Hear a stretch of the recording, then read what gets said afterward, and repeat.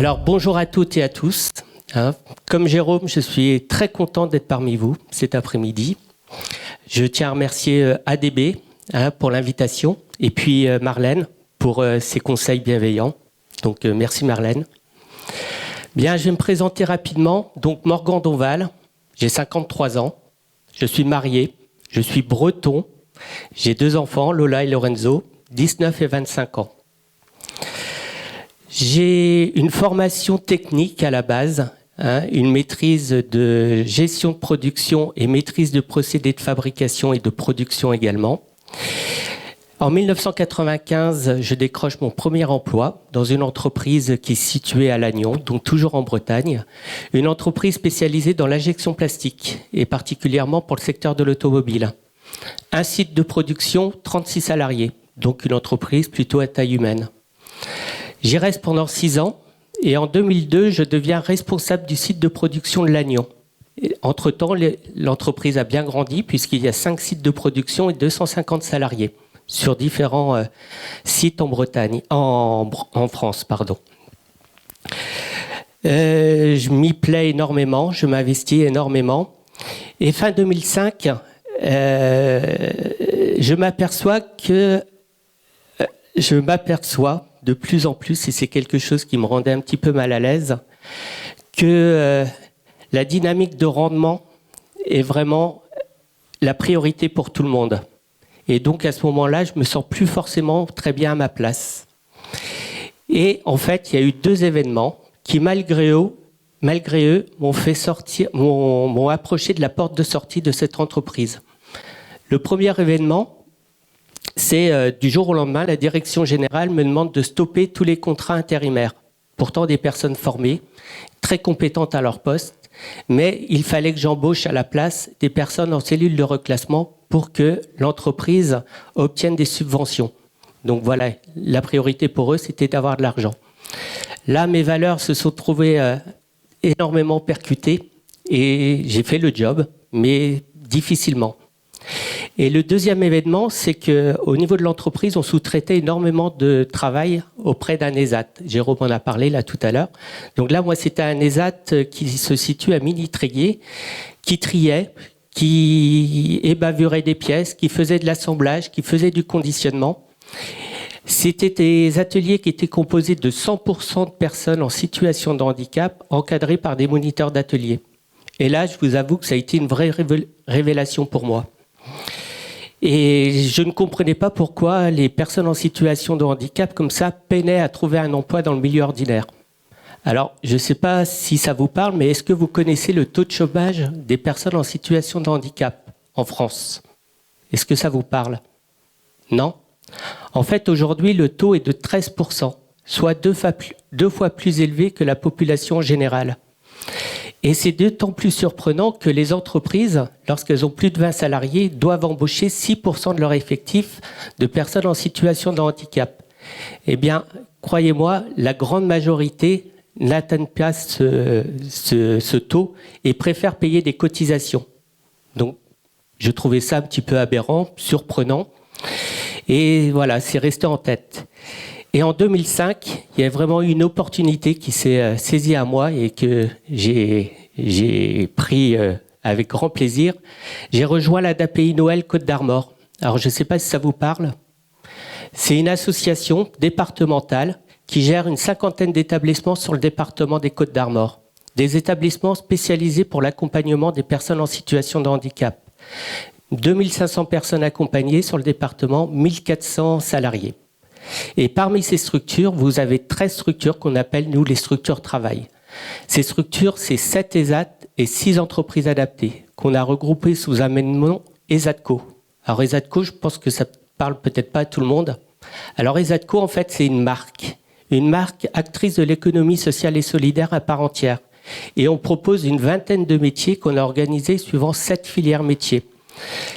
Les filières services, prestations industrielles et logistiques, les filières agroalimentaires, restauration, les filières légumerie, maraîchage bio, les filières blanchisserie, textile, menuiserie, bois, entretien de locaux et nettoyage de locaux.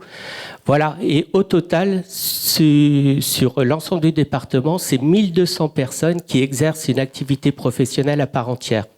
Et sincèrement, je suis fier de travailler à leur côté. Alors, notre vocation, c'est de créer des coopérations. Alors pareil, je reviens Jérôme, mais la coopération pour le lavage avec les aides de carré, ça me parle énormément. C'est de créer des coopérations où utilité sociale, accompagnement professionnel, production et développement commercial cohabitent. Il faut trouver vraiment le juste milieu pour que tout fonctionne bien. Et la finalité de tout ça, c'est de créer de la richesse humaine, sociale et économique. Alors, quand je dis ça, à notre niveau, ça fonctionne, mais c'est pas toujours simple. On est confronté à pas mal de problèmes. Et je dirais le principal problème que je rencontre et que mes équipes rencontrent, ce sont les préjugés. On s'aperçoit que les entreprises sont fébriles pour embaucher des personnes en situation de handicap. Le handicap, elles le connaissent pas forcément, ça fait peur. Elles pensent que les personnes sont pas compétentes, ne vont pas assez vite, sont trop lentes, n'arriveront pas à s'intégrer au sein d'une équipe de salariés. Elles resteront à l'écart. C'est des choses qu'on entend régulièrement.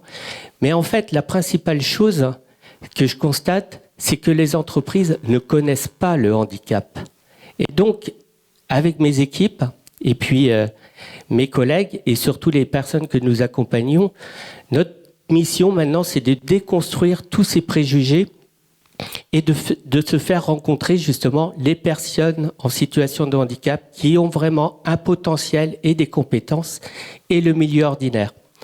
Alors, on a un certain nombre d'outils et puis de dispositifs qui existent. Il y a le Duodet, il y a les PMSMP, il y a les prestations de services en entreprise, il y a les mises à disposition. Enfin, il y a beaucoup de solutions qui nous permettent justement, petit coup de pression, qui nous permettent justement d'accompagner des personnes vers le milieu ordinaire.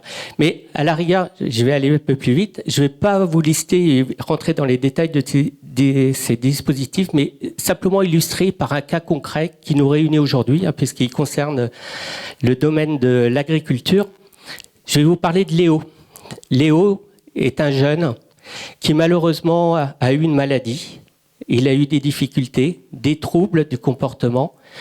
Il a été accompagné par un IME parce qu'il n'avait pas les capacités de suivre une scolarisation normale. Et ensuite, il a réussi à faire une 4e et 3e au sein d'une MFR. Malheureusement, sans diplôme, avec des difficultés pour trouver un emploi, je vous avoue que ça n'a pas été facile. D'ailleurs, il n'en a pas trouvé. Il a fait plusieurs stages, il n'en a pas trouvé. Et il a rejoint une équipe d'entretien de jardin espace vert sur Saint-Brieuc. Au niveau de cette équipe, il a pu développer des compétences, mais surtout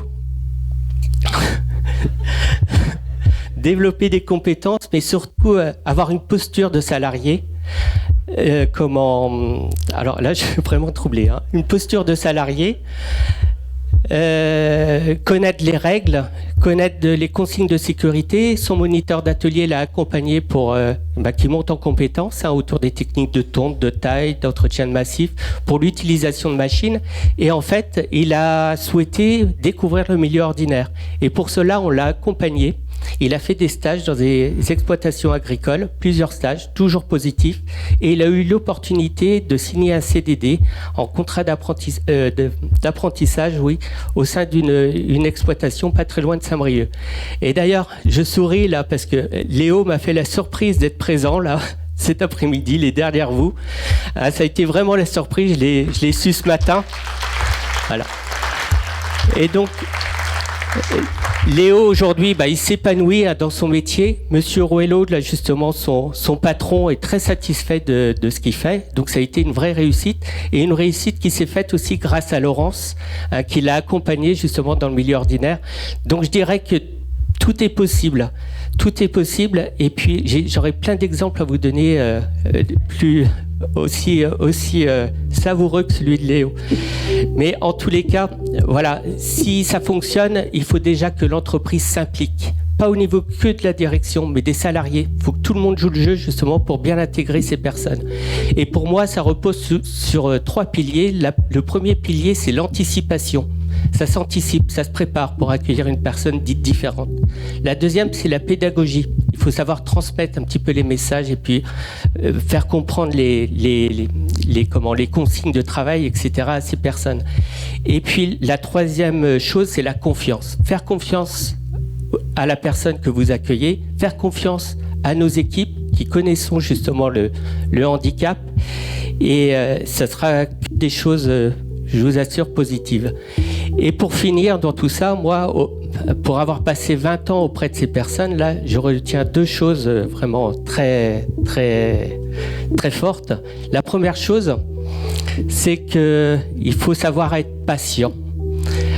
Avoir la capacité de répéter plusieurs fois la même chose, mais toujours avec le sourire. Et ça rentre. Et c'est des victoires aussi bien individuelles que collectives. Et c'est le meilleur moyen justement pour déconstruire tous les préjugés qu'on peut entendre. Et la deuxième chose, c'est qu'il ne faut pas avoir peur d'expérimenter, pas avoir peur de se laisser surprendre, parce que c'est de là que naissent les plus belles histoires. Voilà, merci.